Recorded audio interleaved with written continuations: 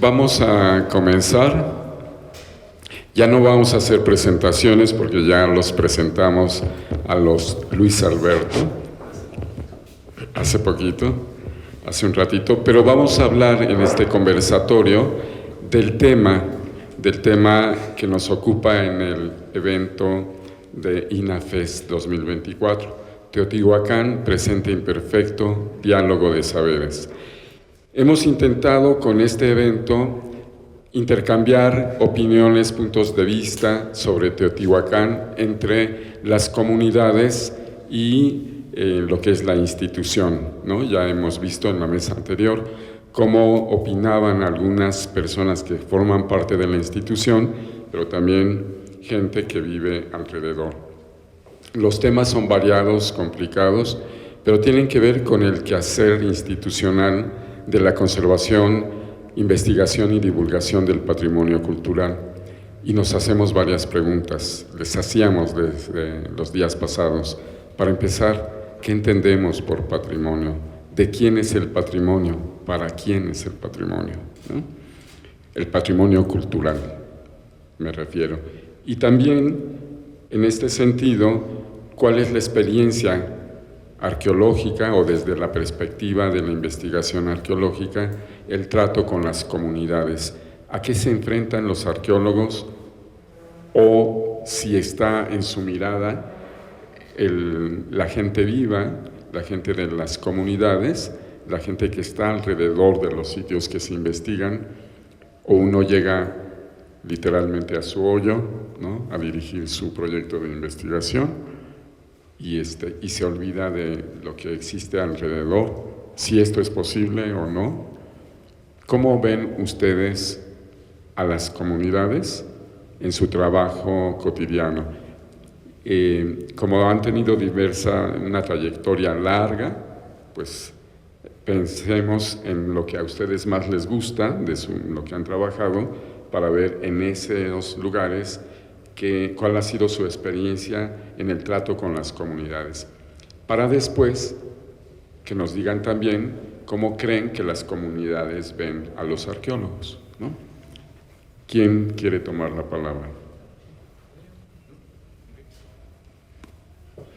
Yo soy Luis Alberto López Guario, no se confundan.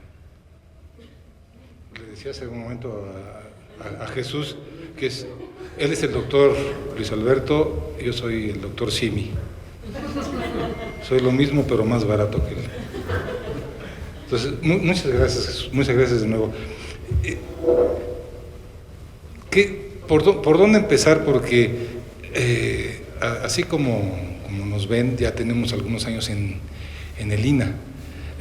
Hace un tiempo hubo un homenaje a un arqueólogo connotado, lamentablemente ya fallecido, el profesor Ángel García Cook, y les decía que sí, ustedes, la mayor parte de los que están acá, pues ni siquiera estaban, o no habían nacido, o no estaban en proyecto. Yo entré a la Escuela Nacional de Antropología en el 78, y a partir de entonces, en 1978, salíamos a campo, y el tema que nos convoca Jesús nos permitía tener este contacto con la comunidad. Quizá voy a empezar por el tema más doloroso de esta relación con las comunidades, porque no es lo mismo una relación de hacer un trabajo de campo, salir a explorar en el norte del país, en el occidente, en la costa, en el sur, no es lo mismo por las mismas comunidades. Eso de por sí. Otro factor que pesa mucho es esta diversidad, que podemos decirle de forma genérica, cultural, de los grupos que habitan nuestro territorio nacional o que han habitado el territorio nacional. Se calcula que hay cerca de 50,000 sitios arqueológicos registrados en nuestro país, más ahora sí que, como decía el Melate hace años, no más los que se acumulen esta semana. Pero esa es una de las variables que desde mi perspectiva debo comenzar, y voy a hacerlo de una forma provocadora para pasarle a mi tocayo, que la mecánica que estamos, que estoy pensando, podría ser ir dialogando y que ustedes nos digan sus opiniones. Desde mi punto de vista, regresando a ese inicio que les mencioné en 1978, ya existía la ley federal, la Escuela Nacional de Antropología e Historia ya estaba fortalecida, tenía un reconocimiento muy grande por parte de la comunidad, se reconocía a nivel internacional su presencia, su valor. Me tocó entrar a la escuela cuando se cambiaron los planes de estudio, donde antes se tenía una cosa llamada tronco común, donde entrábamos todos los alumnos entraban y estudiaban antropología, y en el cuarto semestre ya se iba uno a lingüística, antropología social, etcétera. Es más, se llamaba la Escuela Nacional de Antropología e Historia y no había historia en la Escuela de Antropología. Se estudiaba historia en la UNAM. Pero digamos, esa es una vía con la que quiero terminar mi primer comentario. Tiene que ver con las condiciones sociales que han cambiado. Podíamos salir con una mayor tranquilidad. Ahora ya no es sencillo. Se ha vuelto una profesión de riesgo. Y eso, no estoy hablando por una herida, estoy hablando de que es una condición, pero no tiene que ver nada más con el arqueólogo, como bien decía Jesús, y me hizo recordar al finado y muy reconocido arqueólogo Román Piñachán, que él decía, y por suerte lo tenemos grabado, no se vale que el arqueólogo vaya y se meta a su pozo de excavación, a su unidad de trabajo, y se esconda mientras las balas pasan por encima. Es una expresión literal del profesor Román Piñachán, dice, no se vale. Pero al final de cuentas, y hace rato quienes tuvimos el gusto, con quien yo tuve el gusto de compartir hace rato la presentación de lo del libro del cine, es una imagen donde el arqueólogo llega a la comunidad y se relaciona en qué sentido con la comunidad, en donde yo soy el sabio, el otro no sabe ni que tiene algo ahí en su comunidad, y mucho menos sabe el valor. Y resulta que la comunidad sabe mucho más que yo. Es más, hay gente que decía, pero ¿cómo vas a entrevistar a alguien del pueblo? Pues me parece fundamental, porque él es el que sabe qué es lo que tiene ahí, y sabe cómo lo ha vivido. Pero válganme el ejemplo, yo tomaba esto, lo encontraba y me lo llevaba al museo, y me lo llevaba a estudiar. Esa era la relación fundamental con la comunidad. Pero no me quiero desviar, porque esa es una vía de esa relación. Pero la vía que quiero tomar es que nosotros vamos y hay una cuestión de riesgo. No es una cuestión que se me ocurra o que no se haya presentado.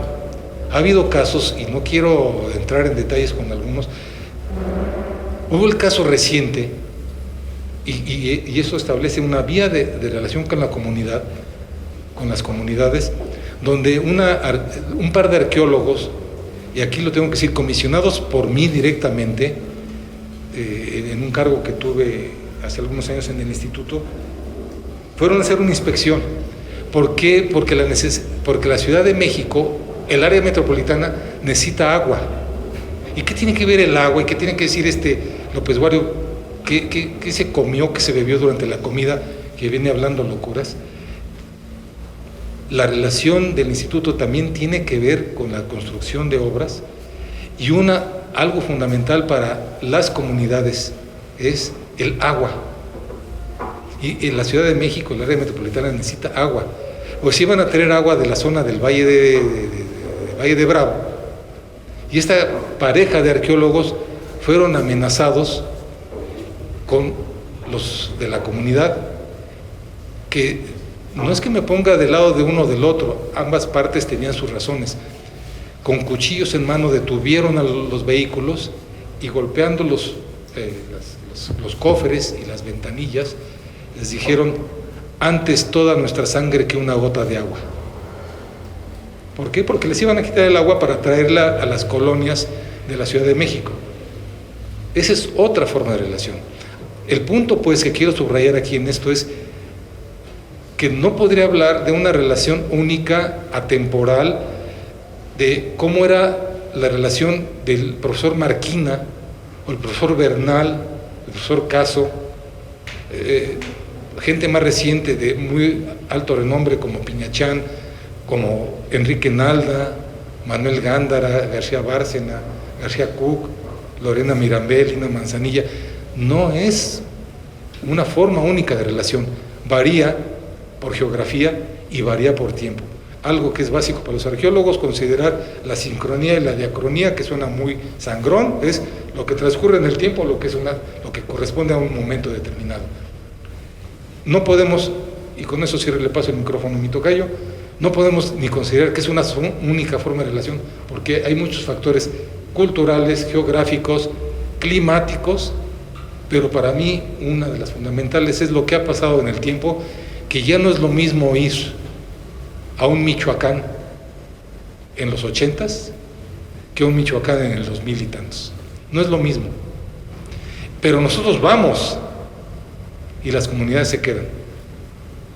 Entonces también tenemos que entender también que la comunidad se queda. Con esto empiezo. Gracias, tocayo. Buenas tardes a todos. Sí, concuerdo con mi tocayo. Volviendo a esa escuela también de antropología, yo creo que ese fue un primer problema. Cuando había tronco común en la escuela de antropología se formaban, el perfil del arqueólogo era antes que arqueólogo era antropólogo. Entonces había tratar más con comunidades. En el momento en que se cambia el plan de estudios y desde que entras en primer semestre te enfocan en la arqueología, se pierde un poco, aunque aún llevas materias de antropología general, pero no es lo mismo. Las ves, pues, te dan algunos temas, ves otras profesiones de la antropología y demás y ya, pero antes como que había una visión más global de lo que era la antropología y ya tenías esa especialidad de arqueología. Por mucho tiempo también hubo malas prácticas, es la verdad. O sea, llegaba el arqueólogo y, como lo mencionaba mi tocayo, yo soy el que sé, yo soy el que conozco, ustedes comunidades son la ignorancia, no saben lo que tienen aquí, exploro, no digo lo que voy a hacer, trabajo, contrato gente, cierro mi excavación, me llevo lo que encontré y ahí se ven.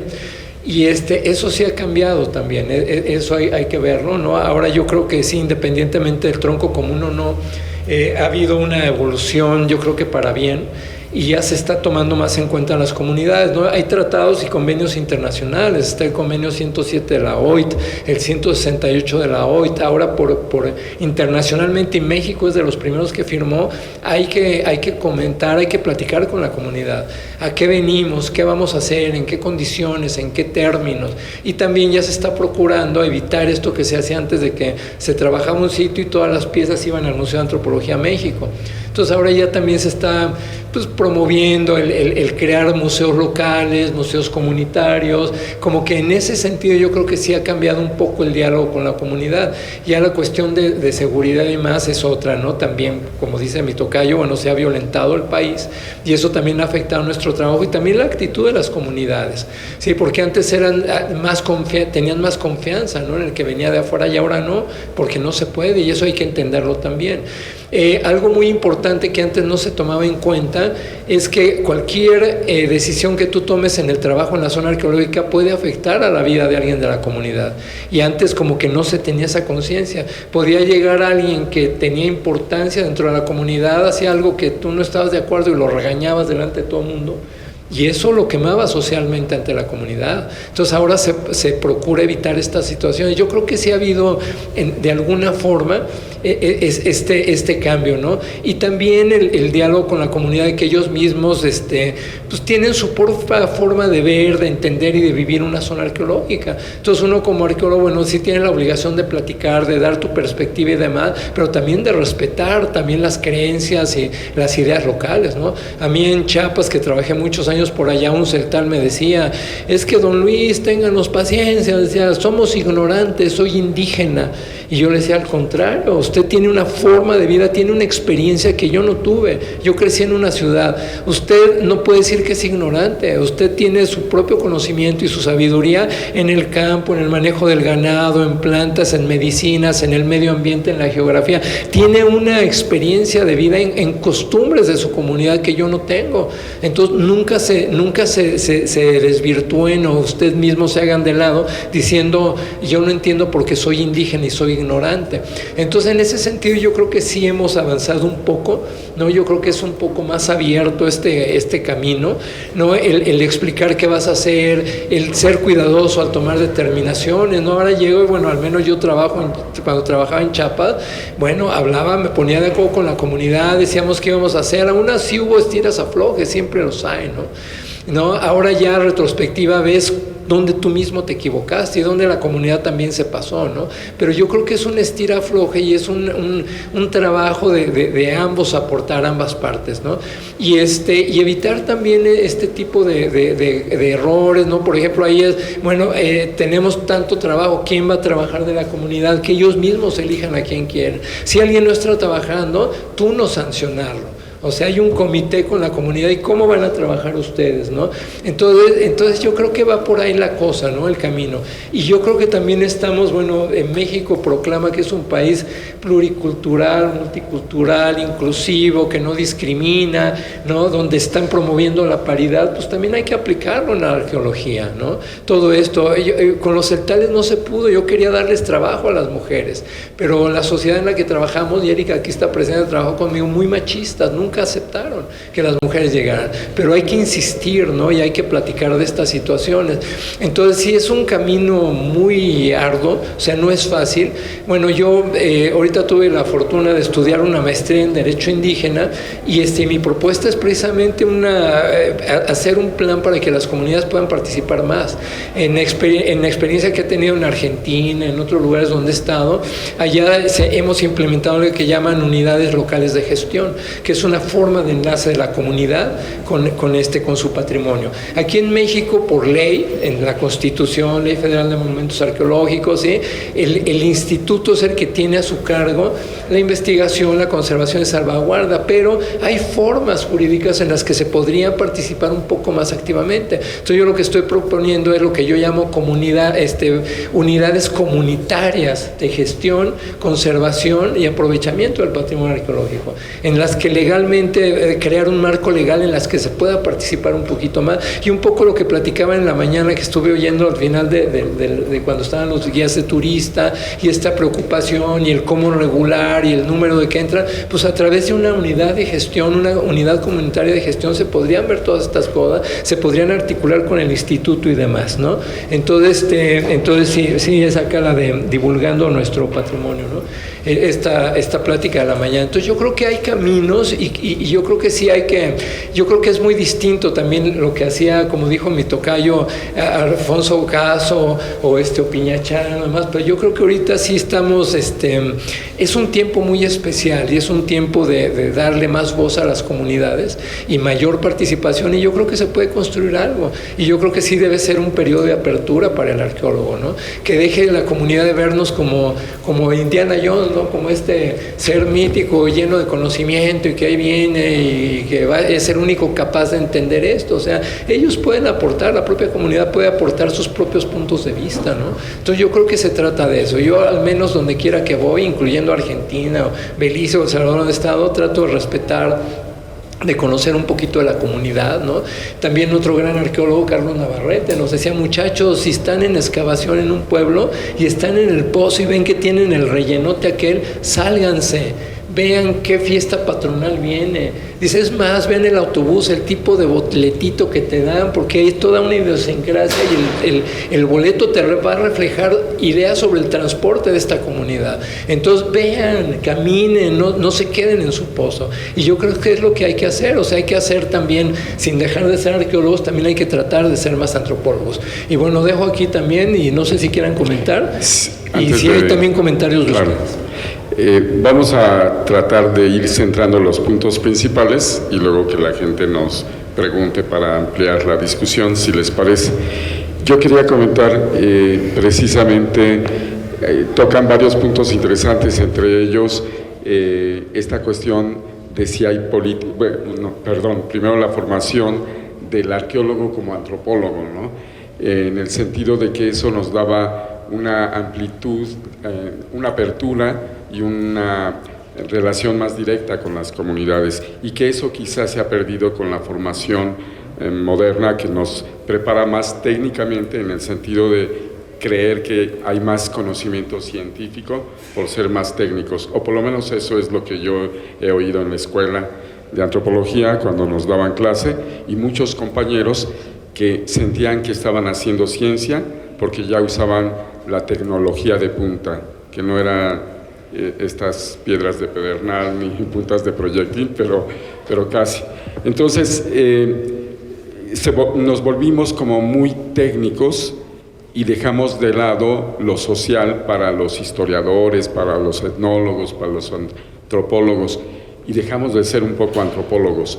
Justamente, Luis Alberto, señalas a Carlos Navarrete, que además es un escritor, ¿no?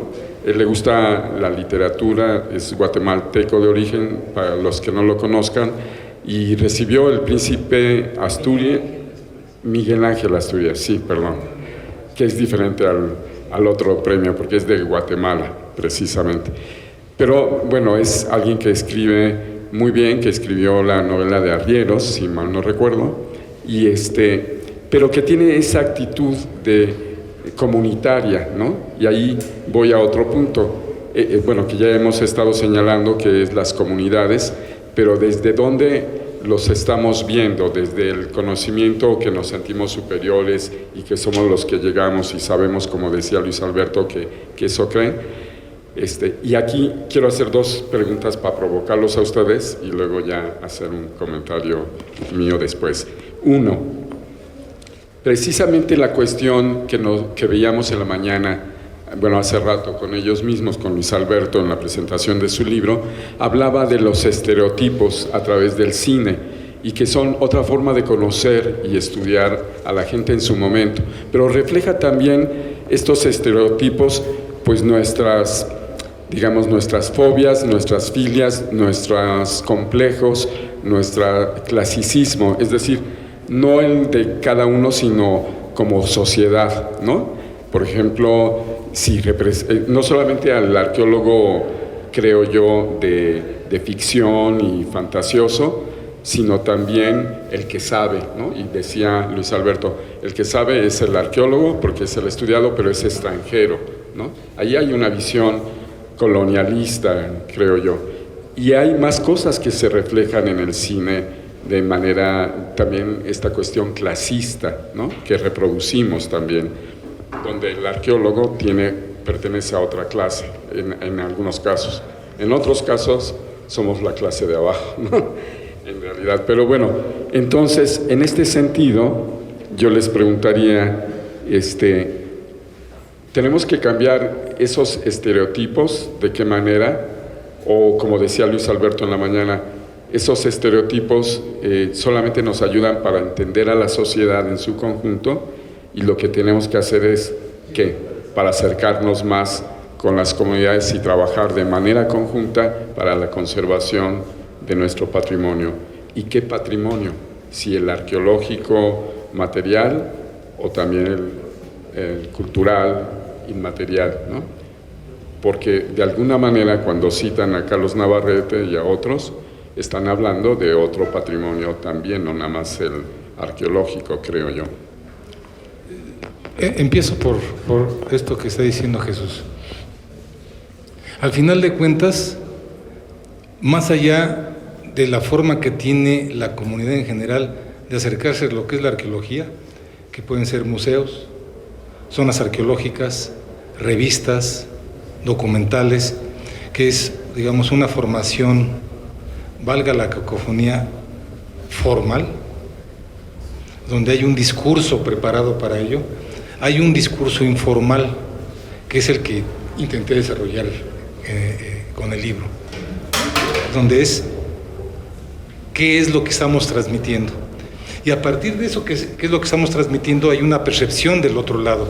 Es la expectativa de qué es lo que yo le voy a dar. Ustedes no pueden llegar. Y cuando terminaba la plática de la mañana, no me acuerdo quién fue que dijo, ustedes se atreverían a ser sujetos de una cirugía cuando ven llegar al cirujano con una bata toda chueca, chorreada, como si fuera carnicero. Se van a exponer, o sea, es que ahí hay una imagen. Entonces, pero es esta imagen a partir de quién fue generada. Para mí ese es un elemento que se tiene que considerar, y siguiendo la línea de pensamiento que nos está provocando Jesús, yo creo que hay formas muy diversas y sobre todo interesantes que se pueden desarrollar, donde rebasamos voy a decir términos que son de uso coloquial en la arqueología. Hace rato lo mencionábamos cuando íbamos saliendo. ¿hacemos el registro del sitio, tocayo, a partir con un GPS o lo hacemos en forma de triangulación inversa? Tu estratigrafía está colocada en orden y vas a utilizar ¿cómo se llama el de la estratigrafía? ¿Se me fue el nombre? ¿Perdón? Harris. La matriz de Harris la vamos a utilizar. Vamos a seguir el sistema de análisis de Sabloff y Willy. Y los ya deja la comunidad, el resto de la humanidad se va a quedar así como ¿what? Al final de cuentas no analizamos tepalcates, no analizamos muros, no analizamos entierros, que digamos sería la parte más humana. Estamos analizando gente, estamos analizando personas, y estamos, en síntesis, no analizamos personas, sino estamos analizando procesos de vida de una persona.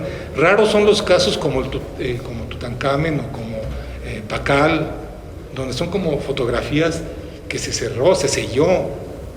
No, por lo general encontramos basura. ¿Cómo sería esa salida? Yo creo que además de esta formación que se mencionaba, hacia dónde puede ser, y es una propuesta, ya mi tocayo hizo una propuesta de las unidades, ¿cómo?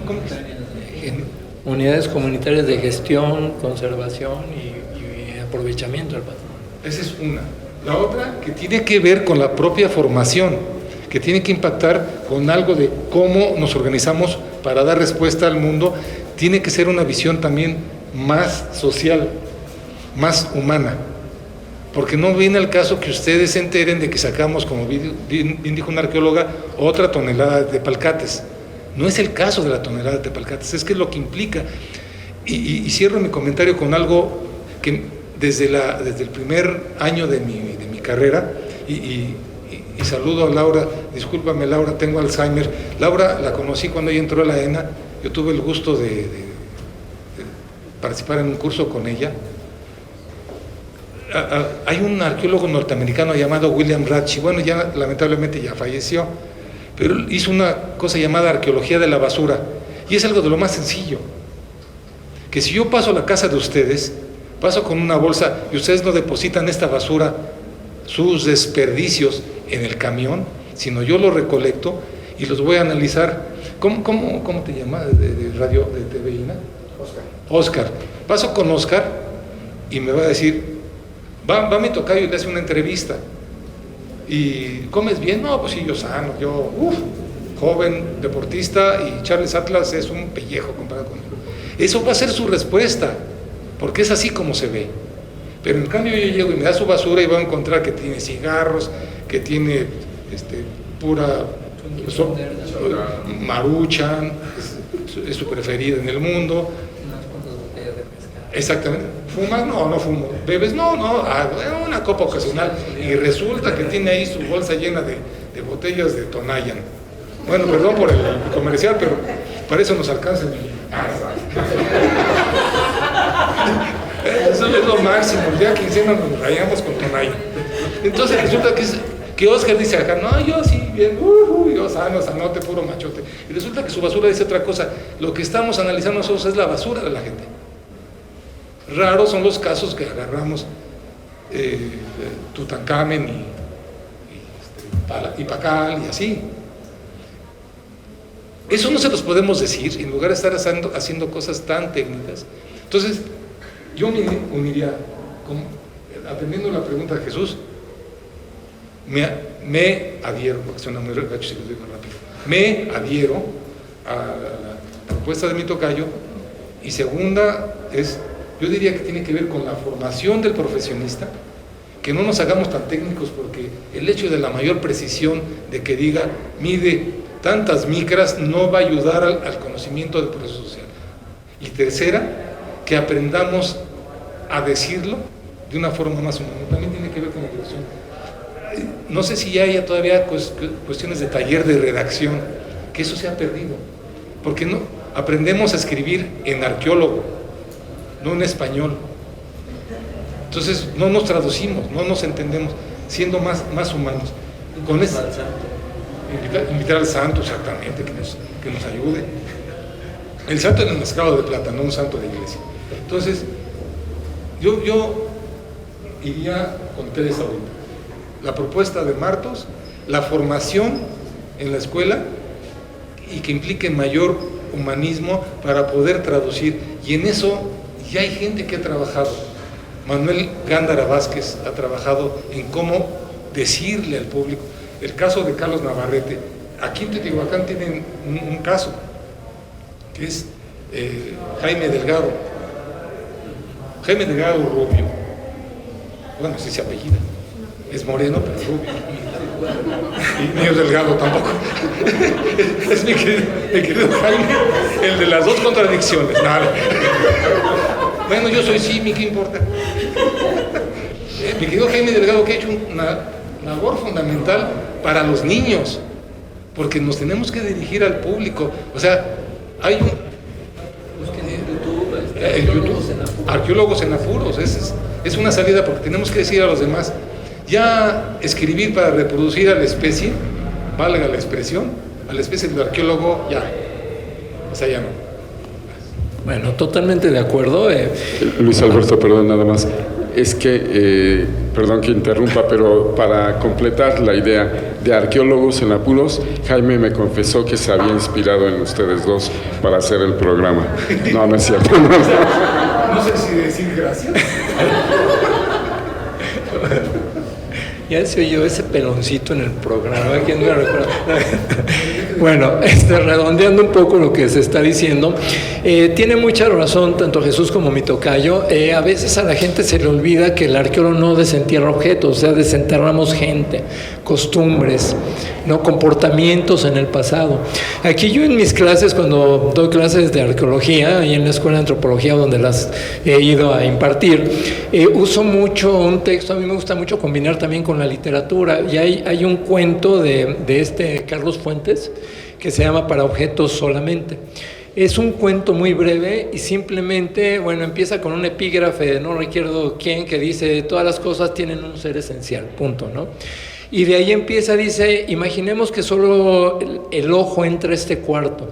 Es una vista adentro de un cuarto y empieza a describir objetos. Dice, lo primero que vemos es un calendario, en tal fecha está tachado y dice ensayo, en tal fecha dice ve, sí, no, sí, y empieza a describir. Hay un ropero en ese entonces, bueno, a los que nos tocaron los roperos, ¿verdad? Estas cajoneras antes de que existieran los closets, ¿no? Entonces dice, hay un cajón abierto, se ve ropa ordenada, empieza a describir todo lo que hay adentro. El último objeto es un chico que está acostado en el sofá, parece que no está respirando, o sea, es toda una historia. Entonces yo se los dejo a leer a mis estudiantes y luego les pregunto, ¿de qué trata la historia? ¿No? Y entonces ya me dicen, no, pues es un chavo que hizo tal y ¿qué problemas tiene el chavo? No, pues tal y tal, ¿cuál es el conflicto? Tal y tal, ¿cómo era el cuate? ¿A qué se dedicaba? Y entonces empiezan entre todos a construir la historia. Y entonces la gran pregunta es, ¿cómo hizo Carlos Fuentes, a partir de una mera descripción de objetos, contarte una historia? Entonces todos se quedan así, no saben, pues, ¿por qué? Porque los objetos encierran metáforas desde quién diseñó esta botellita, que se dio cuenta que había una necesidad de alguien para tener un líquido y venderlo, ¿sí? El que gustó al público se usó, y también yo traigo mi botella o estas que compramos que ya andamos cargando. ¿Qué pasa cuando uno pierde su celular, su reloj o el termo? Es como una prótesis el objeto tuyo, y el extraviarlo sientes que perdiste algo realmente. ¿Por qué? Porque hay una relación y hay un vínculo entre el ser humano y los objetos que usa. Entonces el arqueólogo está un objeto lleno, si aparte de que es un cúmulo de pautas, ¿sí? O sea, son diseño, tamaños, proporciones y demás, son pautas, ¿no? Pero estas pautas me hablan algo de la sociedad que creó esto y también del que lo consume. Y entonces es lo que hacemos los arqueólogos. O sea, estos objetos que desenterramos, tratamos de desprender las metáforas que están ahí encerradas y que vienen del pasado, y tratamos de meternos en la vida. Por eso nos dicen metiches, nos tratamos de meter en la vida de la gente del pasado.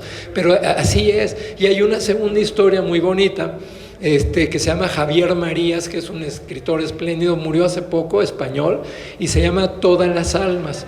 Es una estancia que él hizo, él también es traductor, estuvo en Oxford, vivió ahí un rato y en Oxford se inspira para hacer esta novela. Entonces él está ahí como maestro, es toda una historia, no se las voy a contar, pero hay una parte que a mí me gusta mucho, que la uso mucho en arqueología, porque de repente va y está tratando de trabajar y va al bote de basura, lo abre y avienta, y entonces empieza a hablar de la basura. Y dice, cuando uno vive solo, y sobre todo si estás en el extranjero, dice, la basura, el bote de basura es tu único vínculo con la existencia. Dice, es lo que tiene el testimonio de tu día. Dice, y ahí en la mañana están los plásticos de los fiambres que te desayunaste, está el sobrecito del té que bebiste, dice, están los paños de Kleenex con lavanda que te usaste para refrescarte cuando no tenías idea, y empieza a narrarte todo. Dice, desde que se pone en la noche la bolsa negra, es ya una promesa de un día que viene por vivir. Y dice, por supuesto, dice, todo tiene un orden. Tú puedes ver cómo fueron los eventos en el día, pero en el momento en que sacas la bolsa, la amarras, la revuelves y la avientas, bueno, ese orden se rompe. Pero me gusta y se lo doy mucho a mis alumnos eso, porque es lo que hacemos los arqueólogos. O sea, interpretamos las metáforas, ¿sí?, de los objetos y lo que esos objetos hablan de la persona, como el caso de las botellas que acá el joven se chupa. Entonces, bueno, a lo que voy es eso. Entonces, eso es muy importante y eso hay que entenderlo, ¿sí? Como dicen, más allá, la tecnología es buenísima, el GPS, la fotogrametría, pero sí, los drones con la fotogrametría, pero la fotogrametría no interpreta, o sea, te permite ver todo como si estuvieras ahí de excavación, pero no hace interpretaciones, no lee, ¿sí? O sea, el dron es un bruto, o sea, tú tienes que explicar lo que él está grabando, ¿no? Entonces no lo hacen. Entonces la tecnología sí es una herramienta importante, pero no sustituye la formación antropológica y arqueológica de un arqueólogo. Entonces ese es un punto muy importante que no hay que olvidar, y eso yo siempre se lo explico a las comunidades y les pongo el ejemplo, ¿no? Porque de repente, no, mire, don Luis, esta vasijita, y le digo, pues es que no andes sacándola. ¿Pero por qué? Si la rescaté, no. Le digo, o sea, usted me trae, a ver, le digo, imagínese que me llevo ustedes pasan 5,000 años, hay un cataclismo y todo desaparece. Le digo, ¿qué pasa si yo excavo su casa, ¿sí?, y simplemente saco el comal que usaba usted y se lo llevo al arqueólogo? Mira lo que hallé. ¿Qué va a decir el arqueólogo? Ay, qué bonito comal. Pero si yo voy y excavo su casa y lo encuentro, me doy cuenta que está asociado a un fogón y que hay una mesita y que hay herramientas y que por lo tanto es el área de cocina, y digo, aquí la gente cocinaba, y a ver qué cocinaba, y ya me da otra información. Entonces hay que explicar también con las comunidades que entiendan todo esto de las metáforas, porque incluso aplica a los objetos que usamos hoy día. El segundo punto, y ya no me alargo más, es algo que actualmente se llama la decolonización, que es muy importante, ¿sí? Hay que decolonizar el conocimiento. ¿Qué significa eso? Por muchos años nuestros referentes son Taylor y Binford y no sé qué, puras teorías extranjeras. Sí, pero son gente de Occidente. O sea, si uno se hace un análisis, más o menos un 95% de las teorías que usamos están creadas en Occidente, en Estados Unidos o en Europa, ¿sí? Y no siempre son adecuadas a la realidad que yo quiero aplicar, ¿no?, a que quiero explicar. Entonces hay que recurrir a las nuevas. Por ejemplo, ya mencionó aquí a mi tocayo algunos autores, sí, por ejemplo también José Luis Lumbrera, la arqueología como ciencia social. O sea, hay que recurrir a autores también locales, ¿sí? O está Carneiro, que también se mete a cuestiones sociales de antropología, ¿sí? Y tienen modelos que son más adecuados. ¿Por qué? Porque ellos lo vivieron, porque pertenecen a nuestras culturas. Entonces hay que decolonizar el conocimiento, tanto el que usamos teóricamente como lo que vamos a escribir y explicarle a la gente. O sea, hay que aprender también como arqueólogos, no solo escribir para los extranjeros y que vean qué padres exploraciones estoy haciendo, sino para la comunidad, para que la comunidad misma entienda, ¿sí?, lo que tiene ahí al lado o cerca, y que la mejor forma de conservar algo es que se valore. Y para eso la comunidad tiene que entender qué es lo que tiene al lado. Teotihuacán es muy claro, aquí lo tienen, y sí, los que hicieron Teotihuacán siguen dándole de comer a sus pueblos, ¿no? Pero hay lugares apartados donde no existe ese vínculo y ese entendimiento. Entonces por ahí también hay que trabajar con las comunidades, ¿no? Y sí acercarnos más, ser más humanos, ¿no? Yo al menos donde voy, si hacen algún ritual, pues yo lo hago también, y yo respeto, ¿sí?, como una forma de integrarme a la comunidad, ¿no? Hace un año estaba en Argentina, tuve un incidente en la montaña Bajé, le cuento a doña Margarita, que es la de la comunidad que vive ahí, ¿no? Una colla que vive en un lugar que se llama La Poma. Y lo primero que me dijo fue: puse usted su corpachada, ¿no? La corpachada es la ofrenda. Y le digo: sí, Margarita, siempre que subimos a la montaña pedimos permiso y la ponemos. Es lo que me imaginé. Lo que le pasó eran los guardianes, los ancestros que lo estaban cuidando. Entonces, y sonrió, ¿sí? Sonrió. Incluso cuando sabe que vamos a la montaña, ella misma: este es choclo, maíz, es tierno, es nuevo, de la nueva cosecha, pónganlo en la corpachada. Entonces, es una forma de integrarse, ¿sí? No de, ay, mira estos paganos que todavía creen en estas tonterías. No, hay que respetar y hay que integrarse a la comunidad, ¿no? Y conocer sus saberes, respetarlos y tratar de buscar modelos, pues, regionales, locales, más ad hoc con la realidad que tratamos de explicar. Y ya me alargué mucho. No, está muy bien.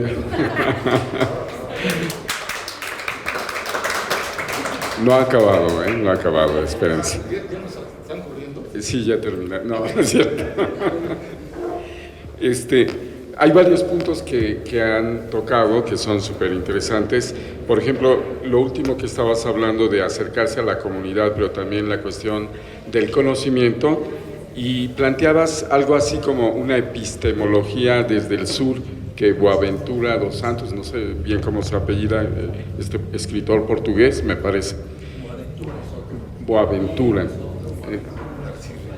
Sí, no, pero el que tiene epistemología desde el sur es exacto. Y él plantea eso, como descolonizarnos del conocimiento para plantear una nueva epistemología, y hay varios autores que lo retoman desde diferentes perspectivas. Yo creo que sí, en el campo de la arqueología hay que hacerlo, y también en el campo del conocimiento comunitario, ¿no?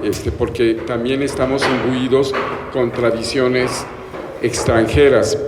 Esto que oyen del ruido y que los distraen, ya hemos explicado anteriormente, no sé si lo han oído, que es en parte a propósito, no tan a propósito como ahorita, pero digamos que una de las filosofías que tenemos ahora es hacer en este espacio que estamos retomando, hacer todas las actividades, porque por ejemplo invitamos a los del CAM, este centro de aprendizaje, atención múltiple, que se me olvidan las siglas, pero que es de esta gente con discapacidades que hacen objetos artesanales muy bellos que están a la entrada todos estos días, pero que los hemos invitado también a la mesa para platicar, y también han participado en los talleres los niños, y bueno, tanto ellos como otros niños han pasado todo el tiempo haciendo ruido por acá.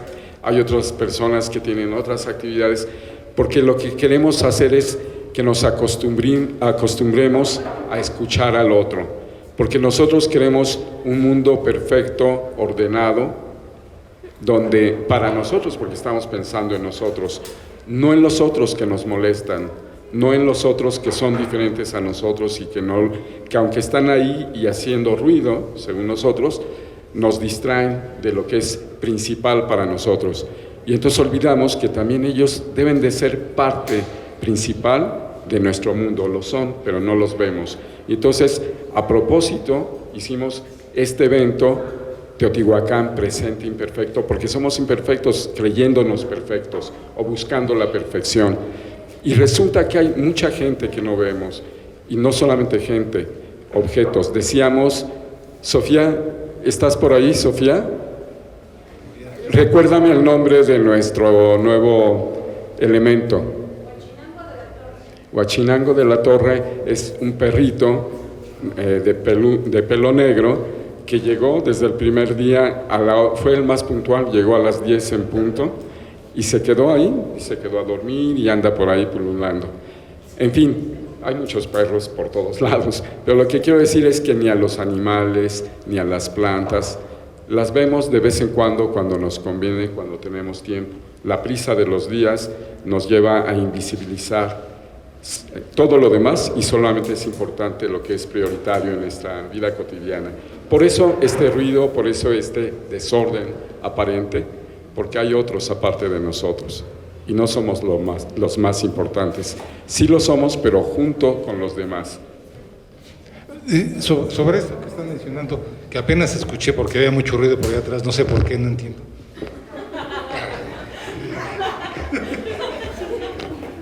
Casi ni lo escuché porque hacen mucho ruido. Los de atrás, por favor, se callan. Y los quiero invisibilizar, ¿no? Sobre esto que decía Jesús, yo creo que, bueno, hace muchísimos años, como bien se podrá ver, no en el caso de ellos, porque no había escuelas, ni Calmeca cabía con ellos, pero en mi caso ya había escuelas, hace muchos años, me enseñaron lo que era la teoría de la comunicación. Y por lo menos hay dos extremos, por lo menos hay dos. Y es, si yo le digo, y sé que está grabándose, lo hago a propósito, eres un estúpido, tocayo, tiene una connotación y es lo que yo le quiero decir y lo que él entiende. No, pues no me puede ver de otra manera, feo estoy. Eso ya lo sé. Es una vía y es cómo se entiende. Acá yo lo que quiero subrayar es que si hay un principal problema para que se dé una adecuada relación con la comunidad, yo subrayaría, las comunidades son cambiantes y no voy a poder regresar a la misma comunidad a la que estuve en los 70s y tratar de la misma manera que hoy. Eso no se va a poder. Pero tampoco yo voy a tratar de llegar de nueva cuenta con la posición de que yo soy sabio a cambiar a la comunidad. La comunidad también va cambiando y la comunidad va a asumir las ideas de una forma determinada. Sí, es una carretera de dos vías. ¿Cómo le vamos a hacer? Yo no puedo comprometerme a cambiar a las comunidades. Yo lo que puedo hacer es comprometerme a cambiar yo. Ahora sí que valga la expresión, no eres tú, soy yo, que es muy común en las relaciones sentimentales. Pero yo no puedo comprometer a que el otro cambie, me puedo comprometer a cambiar yo, hacer el mejor esfuerzo para que mi discurso sea de la mejor manera, que llegue de la mejor manera, con esos ejemplos. Les pongo un caso, que ahora sí, no es un anuncio comercial, pero ojalá se pudieran acercar a ello. Hace rato hicimos un anuncio, los invitamos el 11 de mayo al Museo de las Culturas para la presentación de un libro que construimos acá, mi tocayo y yo, que se llama Sombras y Susurros, parte 2. Como Netflix, ya vamos en la parte 2, no se lo pierdan. Pero hay otro que hice por mi lado, que se llama Bitácoras Privadas, y en ese incluí un texto que le recomiendo. No sé si se consigue en otro lado, pero por lo menos lo recuperé porque se iba a perder. Hay uno que se llama La Chica Cosmoarqueóloga, que salió en la revista Cosmopolitan. Salió en los 70s. Y como la chica cosmoarqueóloga es sexy, es atrevida, porque debe atreverse para enamorarse del arqueólogo. Porque el arqueólogo además le puede hablar sobre el sexo de los mayas, saltando de pirámide en pirámide. Así dice el texto de La Chica Cosmoarqueóloga. Ese lo recuperé, ahí, pero le recomiendo otro que tenía que ver con lo que decía mi tocayo, lo del cuento de Pongo la bolsa negra de la basura, de Javier Marías, y porque eso me dice que se me avecina otro día. Hay un texto que publicó la revista Selecciones hace años, y se llama Cuando pasemos a la prehistoria. Y yo les pido, así como comunidad, vale la expresión de dónde viene la palabra comunidad, de como unidad. Pero yo les pediría que ustedes, cuando regresen hoy a sus casas, que vayan a una escuela, vayan a un templo, analicen los espacios, analicen las cosas que están ahí. Ahorita, valga el ejemplo, ahorita estamos como si fuera un templo católico de hace muchos años. Los feligreses allá, hay un cierto límite y acá los que estamos asistiendo a la homilía. Esa es una formación clásica de los espacios. Y eso no lo inventé yo, ni lo inventé un arqueólogo, fue Edmund Leach, eso fue hace muchísimos años. Ustedes analicen sus espacios. ¿Cómo saben que su cocina es su cocina? ¿Cómo saben que su baño es su baño? ¿Cómo saben que esa es la recámara? ¿Cómo no van al baño al closet? ¿Por qué no van al baño al closet? Hay espacios. están condicionados, y eso es lo que tenemos que estudiar, pero eso es parte de nosotros de darles un discurso. Ahora, de parte de la otra parte de la comunicación, del otro extremo, pues también tienen que, van a tener que analizar, o sea, no se traguen lo que les mandemos, confróntenlo, discútenlo, piénsenlo. Este texto de cuando pasemos a la prehistoria se hace una excavación, de pronto alguien cae en un agujero, así como fue la tumba 7 de Monte Albán, alguien cae en un agujero y resulta que encuentra, y es un hotel, y encuentra ese que todos ustedes habrán pasado, que se pone ese papelito que se cuelga en las puertas de no molestar, ese le pone ahí, ¡ay! Esta tumba no está inviolada, es una inscripción jeroglífica, quiere decir que todavía está intacto el faraón que está allá adentro. No, era un hotel donde el huésped puso el papelito de no me moleste porque quiero dormir. El cepillo de dientes que era, no, estaban perforados, no, eran pendientes. O sea, ¿qué podemos analizar? Si ustedes van, como decía, yo me voy más para atrás del ropero, yo me voy al cofre, al arcón de los abuelos, lo que se encuentren ahí, analícenlo, pero no va a ser el objeto por sí mismo, va a ser el objeto de sus abuelos, el objeto de su abuela, de su abuelito, de sus tíos, que ahí quedó. Es un bien de ustedes, no es un bien mío. No es que llegó el sabio Martos y dijo, oh sí, aquí se encuentran los restos de potasio y argón, y ay, no, tocayo, no seas payaso. Fue una persona que orinó acá o allá, cocinó. No seas payaso, diles el ser humano, pero ustedes también tómenlo como que es un bien de ustedes. Al final de cuentas, Teotihuacán es de ustedes, ¿no? Nosotros venimos a estudiar a veces, y a veces de lo mal estudiamos. Es por ahí, les recomiendo. Bitácoras privadas se llama el libro, ya terminé el comercial. Bitácoras privadas. ¿Quieres comentar algo?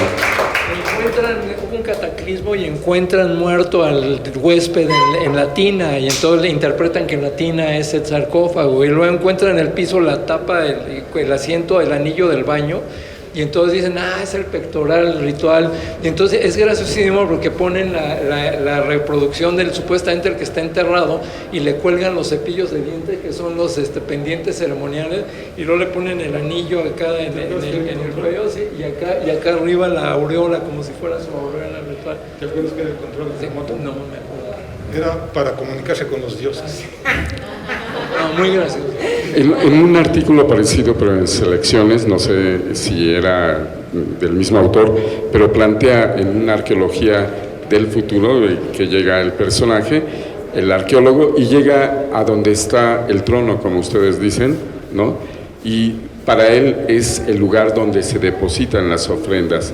Y bueno, es real, ¿no? Se depositan las ofrendas, ¿no? Estamos hablando de lo mismo. Sí, exactamente. Pero eso me lleva a la última pregunta para otra ocasión, y dejemos al público que hable. Nada más lo apunto. La inteligencia artificial y todas estas cuestiones del celular, ¿qué harán? Imagínense que son arqueólogos del futuro y llegan a este mismo lugar y encuentran muchos de estos aparatitos, ¿no?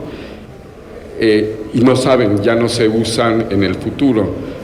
¿Qué interpretación podría ser? ¿Qué va a pasar con esto que decía Luis Alberto Martos, que los objetos nos ayudan a entender a una sociedad?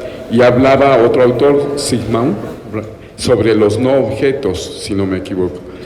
Entonces, ¿qué hay de eso? Bueno, es una pregunta para el futuro, porque ahorita quisiera darle los últimos minutos al público para unas 2 preguntas, porque estamos al término de la sesión. ¿Preguntas o comentarios? Preguntas o comentarios, claro. ¿Quién quiere preguntar o comentar algo? Sí, ¿Vale? Las quejas.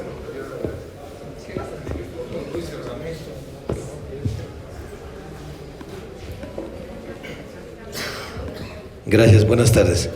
Bien, pregunta, ¿verdad? Pregunta o comentarios. Bueno, primero, si Teotihuacán es nuestro, creo que sería importante retomar esa entrada libre a los teotihuacanos a la zona arqueológica sin pagar boleto. ¿Sí? Creo que también es un derecho que tenemos, porque aquí vivieron nuestros bisabuelos, tatarabuelos, y realmente nos tocó pasar cuando no había reja, ¿no? Era un alambrado. Entonces, de repente se fue haciendo esa parte de irse haciendo a un lado, ¿no? Aunque sean metros de distancia, pero se siente el sesgo. Entonces, creo que es muy importante, ya lo hemos platicado en otros momentos, volver a retomar y volver a hacer la raíz, a sumarla, a unir la sociedad y el instituto. Creemos que eso es muy importante, porque hablan mucho de los medios de comunicación, que ahora pues hay muchísimos y que realmente podemos llegar a cualquier parte del mundo, y eso es correcto. Pero ¿cómo le hacemos si nuestra sociedad, que estamos a unos metros, no difunde, no está enamorada, no le llama la atención? ¿Cómo le hacemos? Esa es pregunta. ¿Cómo sí le hacemos para poder hermanarnos de nuevo, ¿no? Ok, muchas gracias. Les voy a dar la palabra, el micrófono para que contesten, pero estamos en la misma conferencia. No, no es cierto, está bien. Hay una frase que se volvió, según yo, se volvió peyorativa, que ya había dejado de ser el INA y se había vuelto el INO, cuando no es el caso. Yo creo que primero tenemos que entender. Sí, Edmundo. Perdón, solamente para terminar la idea, porque como que ya sé que es poco tiempo, solamente terminar la idea. A mí me parece muy bien el tema de los, ¿cómo decía usted, maestro? No, yo le llamo consejos consultivos originarios ciudadanos, ¿verdad? Que yo va a la misma situación de que ese consejo pueda ser un órgano bien plasmado, bien regulado, para esta regulación de lo que pasa en nuestro entorno con el turismo y con el acercamiento al INA. Eso sería. ¿Es cuánto? Muchas gracias. Sí, regreso a lo que estaba. Se tiene que entender, vuelvo a lo que es quizá una fijación mía, no es lo mismo el INA o Teotihuacán de los 20, Teotihuacán de los 20, el INA en el 39, o el INA en el 62,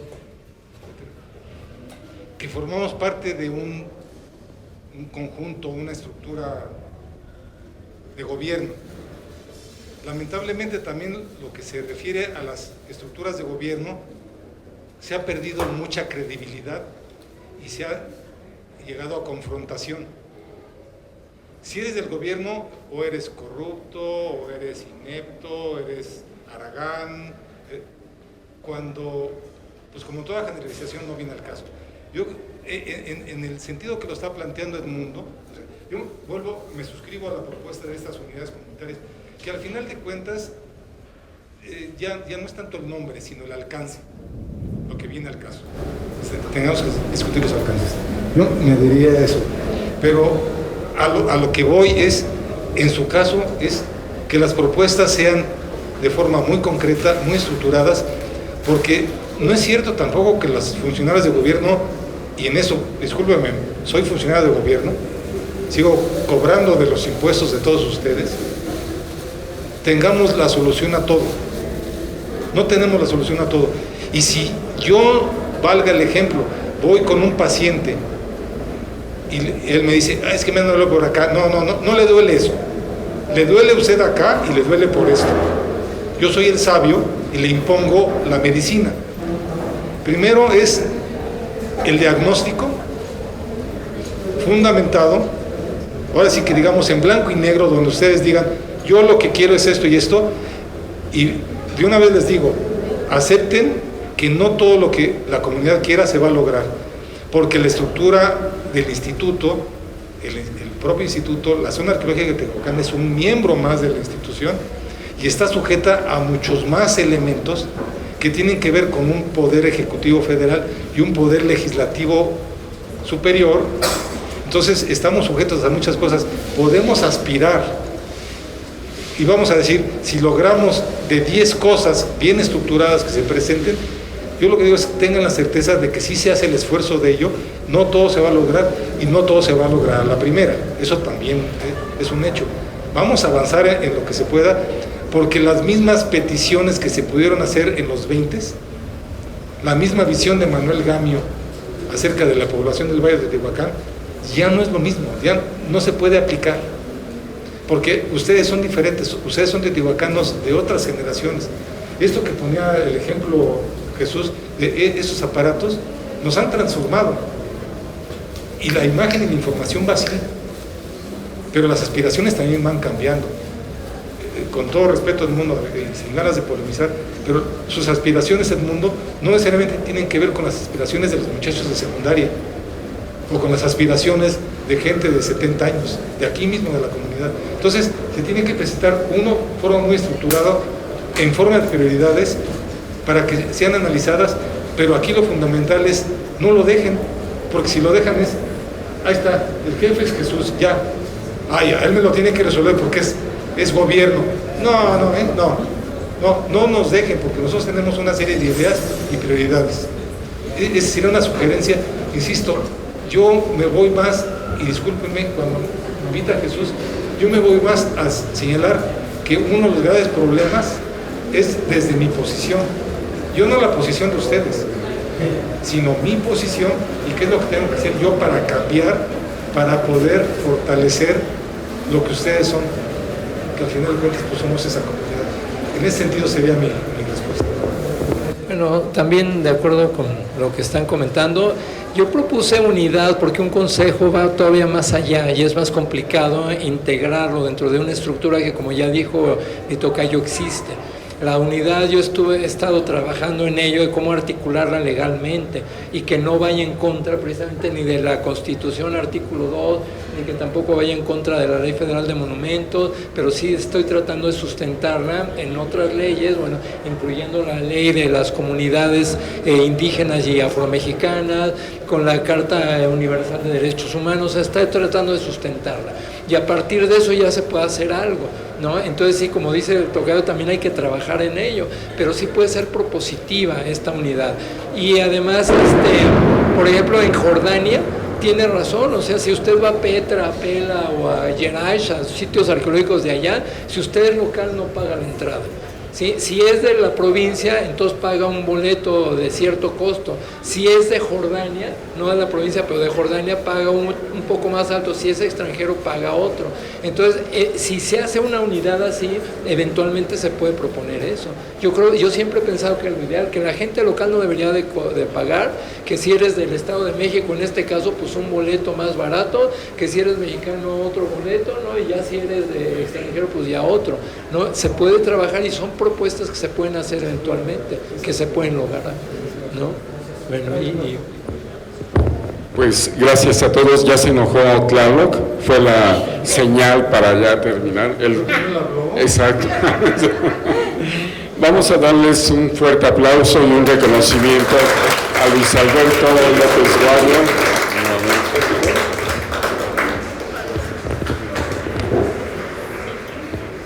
Y también para mi colega, amigo Luis Alberto Martos.